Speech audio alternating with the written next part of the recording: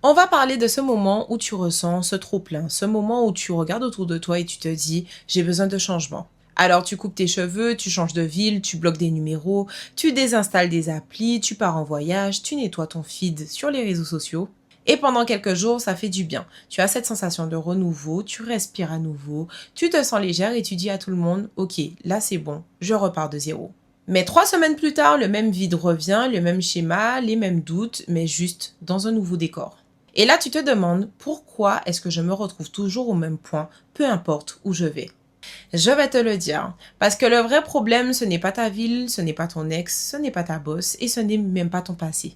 Le vrai problème, c'est ce que tu refuses encore d'affronter en toi. C'est cette partie de toi que tu caches, que tu fais taire et que tu refuses d'écouter et que tu crois pouvoir semer en courant assez vite. Mais malheureusement, tu peux changer tous les décors du monde, mais si tu ne changes pas la trame, tu rejoueras toujours le même rôle. Changer de décor, c'est facile, mais changer de rôle dans ta propre pièce, ça te demande du courage et un miroir. Aujourd'hui, tu l'auras compris, on va parler de fuite, mais pas de la fuite spectaculaire, pas celle qu'on voit dans les films avec des valises, des grands adieux et des larmes sur le quai d'une gare. On va parler de fuite intérieure, celle qui ne fait pas de bruit, celle qui se cache derrière des bonnes résolutions, des déménagements, des nouvelles versions de soi. Celle que l'on maquille en reconstruction alors qu'en vérité, on est juste en train de fuir encore plus vite ce qu'on refuse de regarder. Et je te rassure tout de suite, cet épisode ne sera pas un jugement, mais un miroir. Et parfois, les miroirs font peur, mais ils sont aussi le seul endroit où tu peux vraiment te retrouver. Alors, accroche-toi parce que dans cet épisode, on va retourner dans les coulisses de ta mise en scène mentale et peut-être que tu vas décider de réécrire le scénario. Jingle.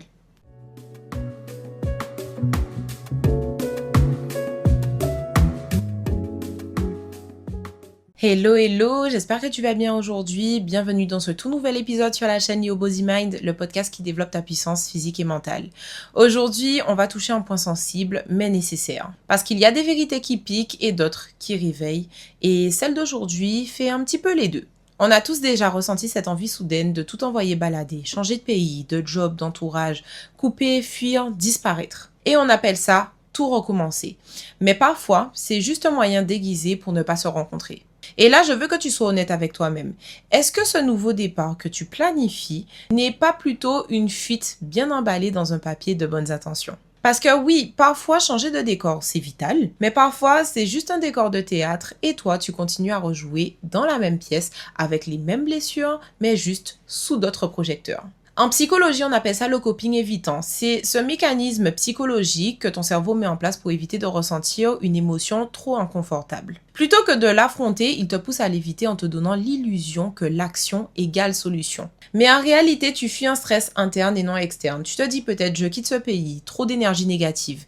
Mais ce que tu fuis réellement, c'est peut-être la douleur d'un traumatisme que tu as vécu dans ce pays. Tu te dis, ok, je change de métier, j'en peux plus, ça ne marche pas. Mais en réalité, c'est peut-être ta peur de réussir qui t'étouffe. En clair, c'est ton autosabotage qui te murmure, tu ne mérites pas mieux. Lorsque ton stress émotionnel n'est pas digéré, ton cerveau active 2 zones principales. L'amygdale, la zone de la peur, et le striatum qui cherche une récompense immédiate. Ce combo, c'est la recette parfaite pour prendre des décisions impulsives, des décisions qui soulagent dans l'instant, mais qui t'enchaînent sur le long terme. Tu crois que tu avances, mais tu tournes juste en rond dans un labyrinthe mental. Pour ne rien te cacher, moi aussi j'ai fui, et plus d'une fois d'ailleurs. Lorsque j'ai quitté l'Hexagone pour revenir en Guadeloupe, je me suis dit, ok, je reprends ma vie en main. Mais le matin au réveil, rien n'avait changé à l'intérieur. Mes peurs et mes traumatismes étaient là, ma fatigue émotionnelle aussi. J'avais juste déplacé mon corps, mais mon fardeau, lui, avait pris l'avion avec moi. Parce qu'en réalité, fuir ne vide pas tes valises. Ça te donne juste l'illusion que tu n'en as pas.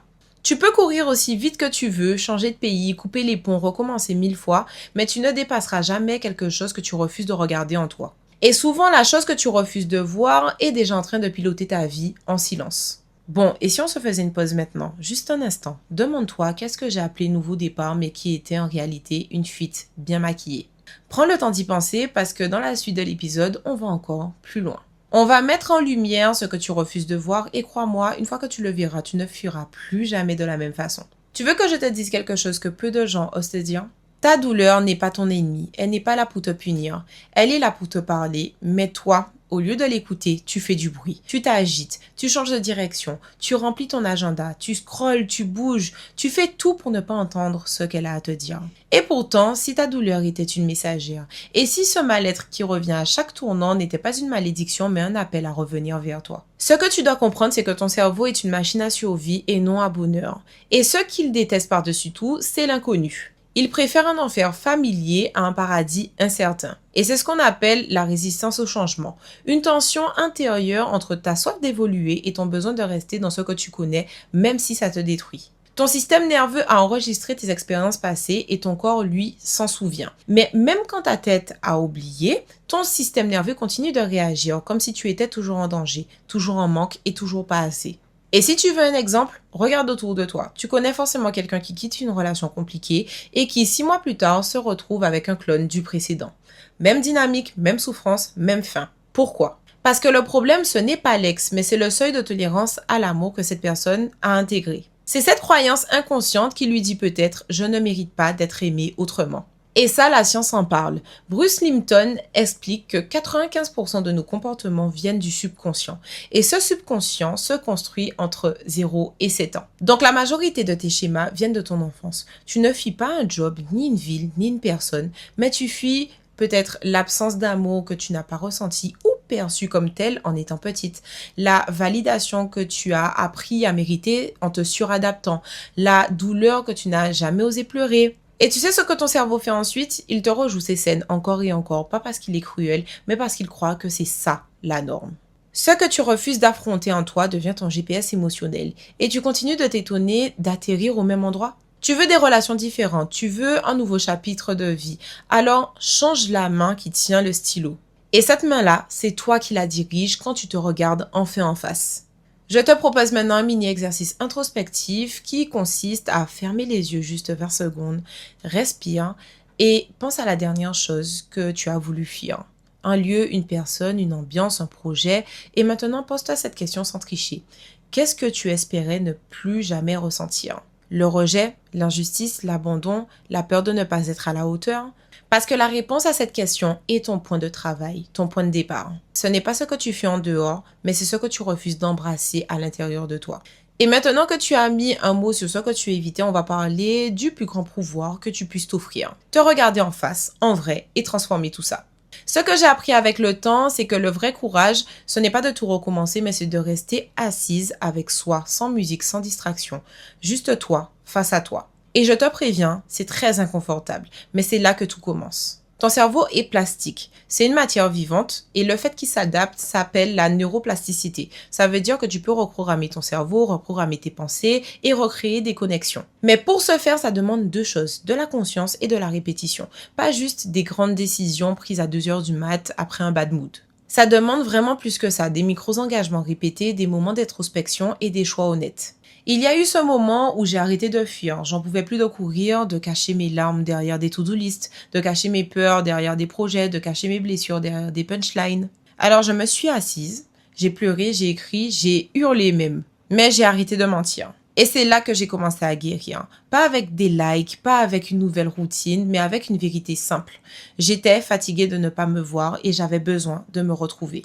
Alors si toi aussi tu veux te libérer de ce que tu fuis, il faut que tu observes tes schémas, notes tes réactions, tiens un petit carnet, appelle-le comme tu veux, journal de sabotage, cahier des vérités, face to face, et chaque matin demande-toi sans filtre, qu'est-ce que je refuse de voir, de quoi ai-je peur exactement, et si ce que je fuis n'existait que dans ma tête, qu'est-ce qui se passerait si j'arrêtais de courir juste une fois? Ces questions ne t'enferment pas, mais elles t'ouvrent et te libèrent. Tu n'as pas besoin de nouveau départ, tu as besoin de face-to-face avec toi-même. Et ce face-à-face, c'est peut-être la chose la plus belle que tu puisses t'offrir. Parce qu'une personne qui n'a plus peur de se voir n'a plus peur d'évoluer. Et une femme qui n'a plus peur d'évoluer est inarrêtable. Et voilà, c'est la fin de cet épisode. Changer de décor, c'est tentant. Parfois, c'est même nécessaire pour respirer, couper, pour prendre du recul. Mais si tu refuses d'ouvrir les rideaux de ton théâtre intérieur, tu vas continuer à jouer le même rôle encore et encore. Tu veux changer ta vie, commence par te regarder avec honnêteté, même quand ça pique, même quand tu as honte, même quand c'est flou. Parce que la vérité, c'est que tu n'as pas besoin d'être parfaite pour évoluer, tu n'as pas besoin d'avoir tout compris pour commencer à guérir, tu as juste besoin d'un plan pour revenir à toi. Tu as juste besoin d'être honnête avec toi et ça, c'est déjà un miracle. Si cet épisode t'a touché et si tu as pensé à quelqu'un en particulier durant son écoute, une amie, une sœur, une personne qui court un petit peu trop vite, partage-lui ce message parce que fuir, c'est épuisant.